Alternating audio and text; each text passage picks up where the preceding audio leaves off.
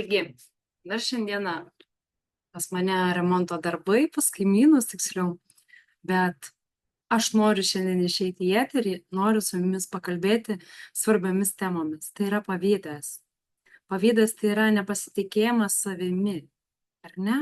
Ir čia dar reikėtų išsiaiškinti, ar tas pavydas, kurį jaučiu, yra mano, ar tas pavydas yra perteiktas ir užkrautas mano partnerio. Nes dirbant dabar būtent su moterimis labai dažnai susiduriu su tuo, kad tai yra net ne moterų jausmas, tai yra to partnerio jausmai, kurie persiduoda moteriai. Ir pakalbėkime apie patį pavydą, tai mes kiekvieną dieną, per dieną milijoną kartų kažko pavydim. Kažko gėrimės ir dažnai sakom, kad tai baltas pavydas, bet iš tikrųjų pripažinkime savo teisybę, kad mes tiesiog pavydim. Tiesiog pavydim pareigybių, tiesiog pavydim gražių santykių, tiesiog pavydim dėmesingo partnerio, tiesiog pavydim gražios mašinos, tiesiog pavydim, kad vienas gali sau leisti viską, o kitas, kaip būtent aš ar ne, nieko negaliu sau leisti, turiu galbūt skaičiuoti kiekvieną, kai sakoma, savo galimybę, peržiūrėti, ar galiu kažką sau duoti, ar galiu tai duoti, ar abu dalykus galiu duoti, kuriuo aš noriu, ar ne. Ir nuo to nepritekliaus, nuo to trūkumo viduje labai dažnai pas mumis sukyla toksai jausmas kaip pavydas. Pavydas materialiniam arba pavydas tiesiog santykių, ar ne. Nes dažnai, pavyzdžiui, ir aš pavydėdavau kitoms moterims, merginoms, kada jos sakydavo, kad tarp jų yra gražūs santykiai su mama, kad jos važiuoja pas mamą su malonumu. O aš prisimenu tą laikotarpį, kad važiuodavau visada su pilna meilė širdimi, laiminga, ir vėliau aš prisimindavau, kad tai tik mano yra iliuzija ir tarp mūsų su mama nėra to giluminio ryšio ir nėra to bendravimo tokio, kokio aš norėjau ir kokio aš tikėjausi. Ir taip aš pavydėjau kitiems santykius su mama, ar ne? Santykius su tėčiu, santykius su mama, su tėčiu mano santykiai buvo labai gan šilti ir painus iš tikrųjų, savotiški, bet gal kažkiek aš buvau artimesnė, nes jisai mane labiau mylėjo, ar ne? Ir grįžtant prie temos, tai kad pavydo formos yra įvairios. Ir pavydas, tas nepasitikėjimas mumyse gimsta būtent iš vidinios programų, tokios vidinės programos kaip nesaugumas, nepasitikėjimas savimi, žema savivertė, toliau aš esu nepakankamai gera, todėl turiu daug konkurentų, ar ne? Ir iš to, kad galbūt buvo prasti santykiai tėvų, kai gauni aukso luitą, ar ne, žmogų, kuris dėmesingas, kuris mylintis, taip pat atsiranda baimė prarasti. Ir tai taip pat yra svarbus elementas tame pavydo schemoje, mechanizmam pačiam, kad mes pradėtumėm pavydėti savo antrosios pusės. Ir su šitom įvairiausiam problemom labai lengva susitvarkyti, tai gali trukti apie 3 mėnesius, plius minus, kada mes keliame pasitikėjimą savimi, kada ieškom savo tų gražiųjų pusių, kada susipažįstam su savimi iš arčiau, mes galime būtent susitvarkyti pasitikėjimą savimis ir taip pat savivertę. Išaugus pasitikėjimui savimi ir savivertėje, automatiškai mes išmokstam įvaldyti baimės, su joms susitvarkyti, ar ne, nesaugumo programą patraukti tiesiog į šoną ir mokam susitvarkyti su įvairiom situacijom, mes pasitikim savo jėgomis ir pavydas tiesiog išsigydo, pats ištirpsta ir mes jo nebejaučiam, nes mes esam tikros, užtikrintos ir mes žinom, kad bus taip, o ne kitaip. Ir mes žinom, kad gali būti įvairūs variantai, bet mes galim susitvarkyti su bet kokia situacija. Ir būtent tai moteris dirba mano programoje, pasitikėjimo galia poroje. Jos dirba, kad surasti save ir išauginti pasitikėjimą savimi ir savivertę užauginti. Kad surasti save iš naujo, save santykiuose, save kaip asmenybę. Bet aš labai dažnai dabar dar susiduriu su tuo, kad moterys atėjusios ir sako, man vyras sako susitvarkyti galvą, man ne vyras vadina paranojikę, aš lygioj vietoj keliu barnius, pavydo scenas. Ir vat nuo šitos vietos aš visada einu į gilį. Į gilį visų situacijų. Kad pasižiūrėti, kokios situacijos yra šalia pavydo. Kad pastebėti, ar tai yra išdavystės ir tik tais pavydu mes prisidengiam. Ar tai yra perduotas vyro jausmas pavydo tai moteriai ir tai jai norima pateikti kaip pavyduolę, o iš tikrųjų už to stovi vyras. Ir tada žiūriu į situacijas.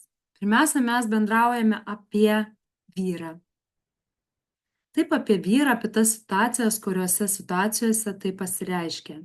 Ir būna taip, kad vyras moterį vadina paranoikę, pavyduolę, bet jisai prie josios akių flirtuoja su kitomis moterimis ar ne, rodo jom dėmesį, jas apipila komplimentais ir to moteris gyvenime nėra iš jo girdėjus. Jis sėdi pažinčių portaluose ir aiškina, kad tai nieko tokio, aš tik tais bendrauju. Jisai susirašinėja su įvairiomis moterimis ir sako, kad tai nieko tokio, aš tik tais bendrauju. Ai, čia biškį nuėjau į susitikimą. Ir ai, nieko tokio, aš čia vieną kartą permiegojau. Nu taip, iš durnumo, norėjau pažiūrėti, ar jie ar tu geresnė lovai. Ir slepia telefoną, pasikeičia staiga, galbūt jo elgesys. Ir mūsų viduje gimsta baimė, kuri pagimdo tos visas konfliktinės situacijas ir prisidengia pavydu. Tai gaunasi tai, kad aš nenoriu pripažinti, kad jisai yra neištikimas, kad jis yra babnikas, kaip sakom, ar ne, kad jisai nepraleis jokio sijono, kad tai jau ne pirmas kartas, kada jisai ir su manim santykiuose būdamas, ir prieš tai santykiuose su kita galbūt moterim būdamas, jisai nepraleisdavo progos pabūti romantiškose santykiuose dar ir su kitomis moterimis. Ir aš į tai užsimerkiu ir bandau jį pateisintama sakyti, kad aš esu pavydi moteris ir viso šito nėra. Aš tiesiog bandau save įtikinti, kad jisai yra tas nuostabus vyras ir tikrai jisai neina iš šono. Nors jisai galbūt net ir miega prie mano akių su kita moterimi. Tai yra tokia vat viena pusė, kada jau įrodymų nereikia, bet jau aš akivaizdžiai matau, kad kažkas vyksta ne to. Ir tai yra ne apie pavydą. Pavydas tai tik tai širma pateisinti visiems tiem veiksmam. Tai yra neištikimybė, tai yra neįpareigojantis santykiai. Galbūt jūs įsikabinote į tą vyrą, o vyras jume nemato potencialios žmonos ir jis dar yra ieškojimuose. Arba jo tiesiog toks yra būdas iš šeimos elgesio modelio sukurtas, kad vyrai turi visas turėti moteris, ar ne? Ir tai jam įdėgė galbūt jo artimas žmogus, tėvas, dėdė, senelis. Ar ne? Ir jisai gyvena pagal tą modelį ir jūsų vertybės tiesiog nesutampa. Bet kadangi jūs bijote prarasti žmogų, bijote likti viena, bijote nesusitvarkyti su tuo išsiskyrimo skausmu, jūs bandote visą tai pateisinti. Toliau yra kita medalio pusė, kada yra kitokia situacija. Kada aš ateinu į santykius su vyru, kuris galbūt yra jau nukentėjęs, turi skaudžios patirties, kad yra išdavusi moteris, arba jis matė, kaip mama išdavė tėtį, arba ten buvo jų šeimose pavydo scenos, kai irgi tėvai viens kitam pavydėjo ir jisai jau turi visas tas nesaugumo programas, nepasitikėjimą savimi, jisai turi tą pavydą ir jisai jo neišreiškia, aš pavydus ar ne, ar dar tokio žmogaus tikrai nesumačiusi, kuris taip pat lengvai prisipažįsta. Jam dar reikia parodyti, įrodyti kažkokiais veiksmais, ar ne, laivais, visokiais postais, ar ne, tai ką aš darau, kad jisai atsimerktų ir pažiūrėtų, Tarasa sako, kad aš galbūt esu pavydus. Reikėtų su ja susieiti ir pasakyti, kad jinai galbūt nusišneka. Ir tada mes iš situacijų dirbant per sesiją randame tai, kad o vis dėlto jinai sakė teisybę. Ir aš tikrai esu pavydus. Tai reiškia, kad iki to suvokimo, kad aš esu pavydus kaip žmogus, mums reikia dar ateiti. Labai dažnai mes ignoruojam tai. Ir kas darosi santykiuose būtent, kada yra vyras pavydus ar ne, jisai nepripažįsta, kad jis yra pavydus ir jisai eina per kitus elementus, kad išreikšti tą pavydą. Jis nekelia galbūt scenos, kad tu čia blecha mucha pasižiūrėjai kitą vyrą, ko čia jam nusišypsojai paleistuvę tu, ar ne? Jis nesielgia taip. Būna ir taip, kada būna akivaizdus pavydas ir sulauki tokių komplimentų, ar ne, iš vyro, kabutėse komplimentų, kad tu jau permiegojai su visų darbu, ar permiegojai eidama iš parduotuvės iki namų, ar ne. Bet būna kitas tiki ir tas toksai paslaptingasis pavydas, ar ne, kaip sakoma, bet jisai persiriškia per labai stiprią kontrolę. Įvedimas taisyklių, kontrolė ir norėjimas atriboti moterį nuo josios aplinkos. Kažkaip tai taip automatiškai gaunasi nepastebimai, kad tu prarandi ryšį su draugėmis, nes vis renkėsi vyrą, su šeimos nariais prarandi ryšį, nes tu renkiesi vyrą, apsidairai ir vis neįtinki tam vyrui, ar ne? Jis vis tiek kelia tau įvairias scenas. Jis bando tave kontroliuoti, tu atsiskaitinėjai kiekvieną žodį, tu jautiesi kalta, kad išėjai į parduotuvę, tu jautiesi kalta, kad tu dabar žaidi su vaiku, o neskiri vyrui laiko. Ta vyro kontrolė yra paverčiama tarsi kaltė tau. Ir čia einama į kitą etapą, kada jisai pavydi, jisai kontroliuoja, jis to nepripažįsta, bet jisai taip apsuka manipuliacijom mūsų tas smegenėles, kad jisai pateikia tau idėją, kurią tu tiki. Jisai sako, kad sparnis įvyko vien dėl to, kad tu esi pavydi ir iškėlei sceną. Tu pati pavėlavai, tu jį išprovokavai, tu gavai velnių ir vien dėl to, kad tu užtrunki kažkur, tu esi kalta. Tu esi kalta, kad tau reikėjo kažkur išvykti. Nuo šitos vietos po truputėlį yra auginama kaltė ir įdiegiama sistemingai sistema, kad tai tu esi pavydi. Visi mūsų barniai, jisai sako, kad vyksta dėl to, kad tu esi pavydi. Tu nuolatos visokių nesąmonių prisigalvoji. Tu bandai pasikalbėti, o tau susako, kad tu kažkur kažką pavydėjai, ar ne? Kad tu kažkur kažkokią sceną iškėlei. Pradžioje tai gali būti tau toks šokas ir tu nesupranti, apie ką jis šneka. Vėliau ta sistema tiek įsigilina į tave, kad tu tiesiog pradedi tikėti. O gal tikrai aš kažkur patirštinau spalvas, gal kažkur kažką netaip supratau, gal kažką netaip interpretavau.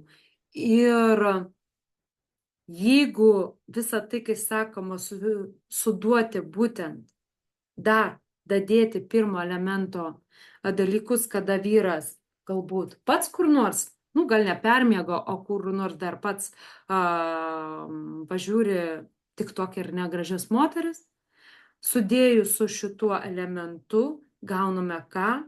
Aфиgeną pavydą. Bet tas pavydas nėra mūsų.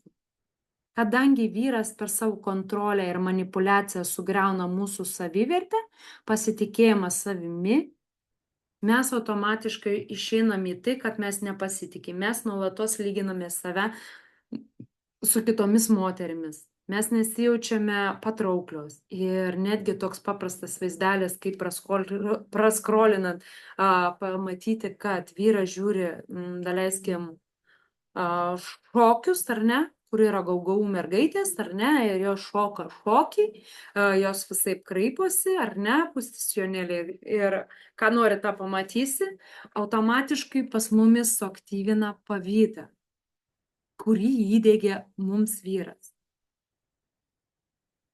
Ir ką mes iš to gaunam? Mes išgaunam tai, kad mes pagaliau perinam į tą etapą, kada mes keliam pavydo scenas vyrų. Lygioj vietoj. Jis pasiekia savo. Jis nuo savęs nusiema pavydą ir atiduoda jum ir sako, gyvenk dabar su tuo pavydu. Aš esu šventas, o tu dabar esi ta ragana, kuri griauna šeimą. Ir va, kokis jisai įdomus, kai sakant, mechanizmas gaunasi tame, kada vyras tiesiog nenorėdamas jausti pavydo, manipulacijom, kontrolę, nusisavinimu ir įtaigomis tau įteigia, kad tu esi pavydi. Ir kada moteris išeina iš tokių santykių, nu, nebepakelia, ar ne? Arba jas tiesiog palieka vyras. Jos atsigauna. Įgauna sparnus, atsigauna ir sako, žinai ką, aš nesuprantu, aš visai nepavydžiu. Tai yra dėl to, kad tai buvo ne tavo patirtis, ne tavo jausmai ir tame reikėjo gilintis. Pasižiūrėti, ar tai vyras tau įteikė, ar rimtai aš esu pavydi. Ar ne? Ir dabar kitas etapas, kada aš esu pavydi. Nu, realiai esu pavydi. Pas mane žema savivertė, nepasitikėjimas savimi, aš esu nepakankamai, ar ne? Jaučiuosi nesaugiai, ar ne? Arba turėjau skaudžios patirties, mane jau buvo išdavę. Ir tai nebūtinai mane išdavė mano vyras, partneris, vaikinas, draugas, ar ne? Tai galėjo būti gilesnis dalykas iš praeities. Pavydas, nepasitikėjimas, jisai eina iš vaikystės atgarsių ir iš vaikystės programų. Tai yra tai, kad aš turėjau kažkokias situacijas, kur mane išdavė žmonės. Ir tai dažniausiai būna tai, kad mane išdavė tėtis.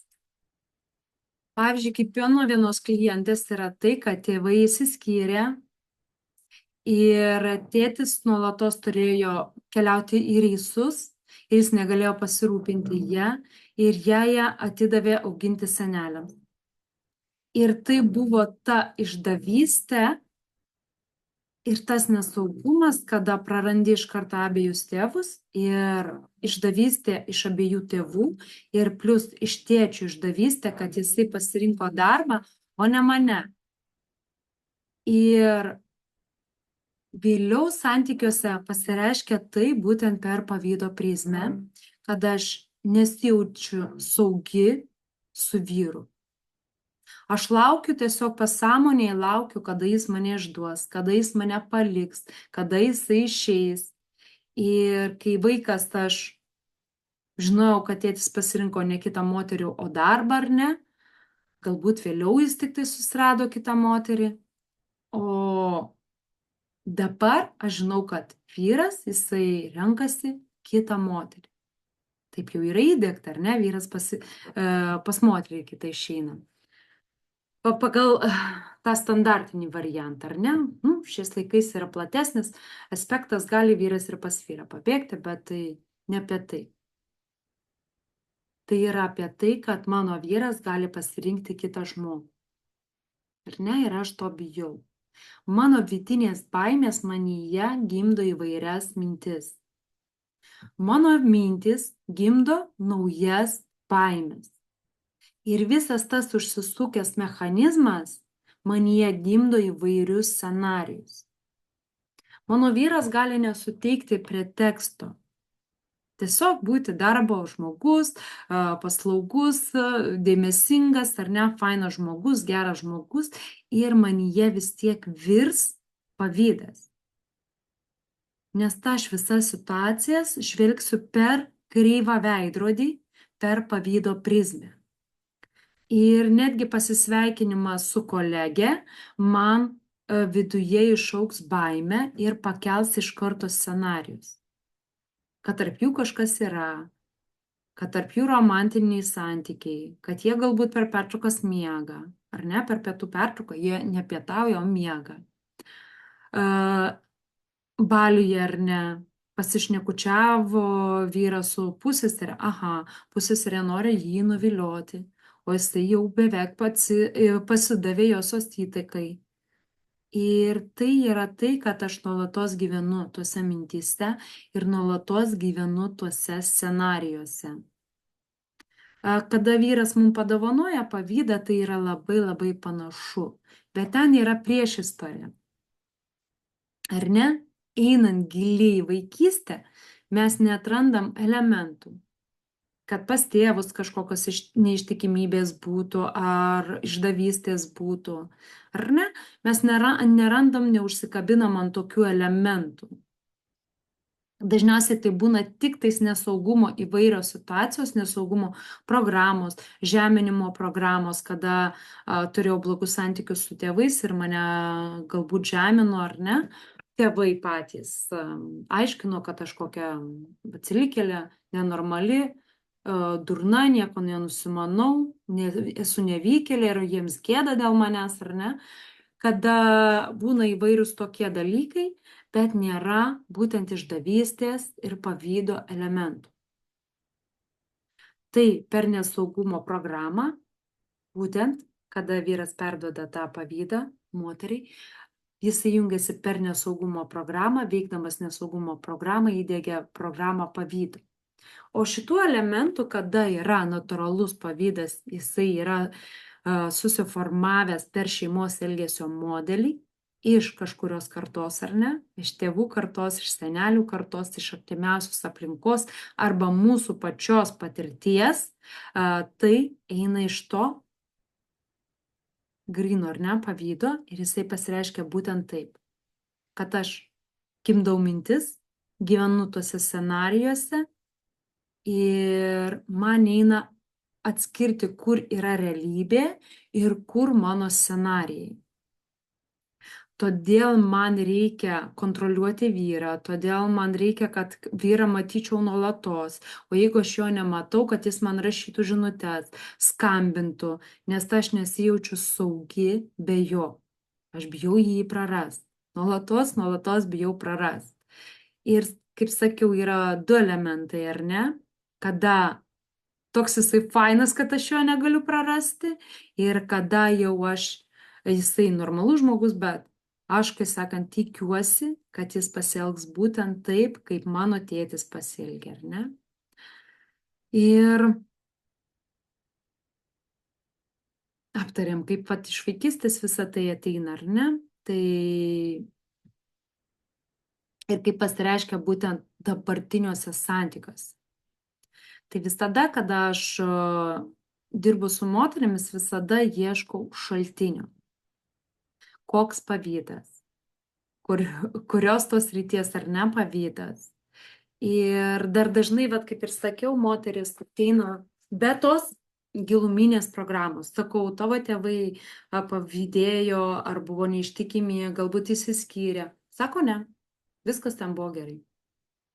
Sakau, pas senelių, viskas buvo gerai. Ir tai jau būna signalas, kad kažkas yra negerai. Ir tada mes žiūrim dar giliau. kokios pačios nesaugiausios situacijos mano gyvenime iš vaikystės mane įtakoja. Ir mes ieškom tų situacijų. Ir tada žiūrim, ar tikrai ten buvo tose santykiuose taip idealu ir ar nebuvo kažkokių, antrinių situacijų. Kad tėvai išsiskyrė, kad tėvai paliko, kad augau, broliai sesės gyveno su tėvais, o aš augau pas senelių. Arba anksti iš tėvų kažkuris išėjo iš šio pasaulio. Arba aš iš vis neturėjau tėvų, gyvenau vaikų namuose ir daug įvairiausių sluoksnių prisisluoksniavę ir mes žiūrime giliau, kas galėjo įtakoti. Ir kaip mūsų romantiniai santykiai tęsiasi, ar ne? Pavyzdžiui, galbūt atrodo nėra tokio kabliuko, ar ne? Nėra už ko įsikabinti, nelabai žmogus, moteris, nes aš dirbu su moterimis, nelabai moteris prisimena, kad kažkokie elementai buvo šeimoje iš šitos srities. Ir mes tada peržiūrim visus romantinius santykius, ar ne? Nuo tos paauglystės. Ir čia pradeda kartotis tam tikras scenarius. Mane išduoda. Mane nuolatos išduoda. Pasinaudoja, apgauna. Ir taip pat tai yra prizmė nepasitikėjimui savimi, nepasitikėjimui žmonėmis. Ir tada būtent per nepasitikėjimą žmonėmis mes einame į situacijas ir surandam tą pirminę situaciją, kur tai įvyko. Ir susitvarkius visas tas situacijas, kurios yra aktyvios ar ne, kurios liepia mums būti nepakankamai geromis, nuvertintomis, negerbti savęs ar ne, pavydėti, vyrą uždaryti į narvelį ar ne, nusisavinti, kad jis neturėtų nei hobių, nei draugų, nei nieko, mes būtent tada susitvarkom. Susitvarkom vaikystėje tas situacijas, pasikeliam savivertę, pasitikėjimą savimi, tai yra ilgas procesas 3 mėnesių, kur mes atrandam iš naujo save ir mes tada galim su palengvėjimu sakyti, aš jau šičia moku susitvarkyti, aš jau pasitikiu žmonėmis, aš pasitikiu savo jėgomis ir viskas bus teisinga, viskas bus taip, kaip turi būti. Bet iki to reikia mums pažiūrėti, kieno pavydas, mano tėvų, ar mano vyro, ar mano vyro tėvų. Reikia pažiūrėti šaknis, kieno yra pavydas. Žiūrėti nepasitikėjimo šaknis. Nes kaip mes elgiamės pavydo prizmėje, mes puikiai tai žinom. Bet mums reikia atskirti, ar tai yra mano pavydas. Nes labai, kaip sakau dažnai, mes su vyru esame abudu pavydas. Sakau, anksčiau pavydėjai, ne. Ir tai yra signalas, kad pavydas perimtas. Ir dabar abudu jūs pavydat. Viens kitą provokuojat, barėtės, ar ne? Su pavydu gyventi pagal tą mitą, jei pavydi, tai myli, yra nesąmonė. Aš tai patyriau savo kailiu. Kadangi labai baisiai iki paranojos pavydėjau savo vyrų, nes buvau perėmusi pavydą iš savo šeimos, išdavystės iš savo šeimos buvau perėmusi, ar ne, per jausminę prizmę. Ir aš bijojau neištikimybės, bijojau, kad aš kentėsiu kaip mama. Ir automatiškai aš pavydą išauginusi savyje, vos nesugriovau savo santuokas. Mano vyrui buvo jau gana visko. Jis tikrai norėjo skirtis. Nenorėjo toliau gyventi taip. Aš pati norėjau skirtis, nes aš nemačiau gero žmogaus jame, o tik kažkokį palaidūną, kuris nuolatos flirtuoja, ar ne? Nes antiek esi įsitikinęs tom savo iliuzijom, kurios yra tavyje. Ir kada aš suvokiau, kad aš pavydžiu vyro mamai, sesiai, draugiai, ir kad tai jau yra patologinė liga, ar ne, tai aš tada pradėjau ieškoti būdų, kaip tvarkyti su pavydu. Pirmas, kas buvo mano klaidingas, bet bent jau žingsnis - užgniaužti pavydą, nes aš kitaip tada nemokėjau dar. Ir užgniaužus pavydą prasidėjo tai, kad jausmai buvo nekontroliuojami, ar ne? Tai ne tai, kad aistringas seksas, o tai buvo negatyvūs jausmai nekontroliuojami. Pyktis, agresija. Ir tai taip pat vos nesugriovė mano santuokos. Aš vėliau išmokau tvarkyti su savo mintimis, su savo baimėmis, su savo emocijomis ir tai ekologiškai išgyventi ir dirbti su tuo. Išauginti pasitikėjimą savimi ir rasti savivertę savyje, kad save nevertinti per savo pasiekimus, save vertinti pirmiausia kaip asmenybę. Ir tai buvo mano kelias ilgas. O šiai dienai jums reikia rasti savo kelią. Ir jeigu jūs kankina pavydas, barniai, nesutarimai su vyru, tai gana kentėti.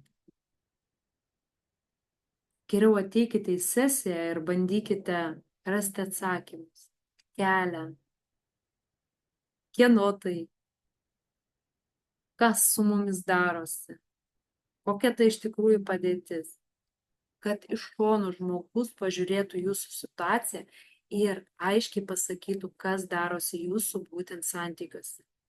Ir ko reikia, kad tie santykiai sugrįžtų į pradinį mūsų tašką. Kada skraido drugeliai, kada mes vienas kitą išgirstam, kada mes sprendžiam problemas, o nebėgam nuo jų. Tai tokių santykių jum ir linkiu, kur yra pagarba, pasitikėjimas, kur gera ir jauku būti kartu ir vienas kitą išgirsti. Ir jeigu nori pasiekti tokius santykius, parašyk man asmeninę žinutę. Arba pakomentuok po šito video. Ir mes susitiksime sesijoje, apžvelgsime jūsų situaciją, kokia dabar yra santykiuose ir pažiūrėsim, kokių reikia žingsnių, kad jūsų situacija pasikeistų į gerąją pusę. Taigi, iki kitų susitikimų. Apkabinu ir linkiu jums gražios dienos.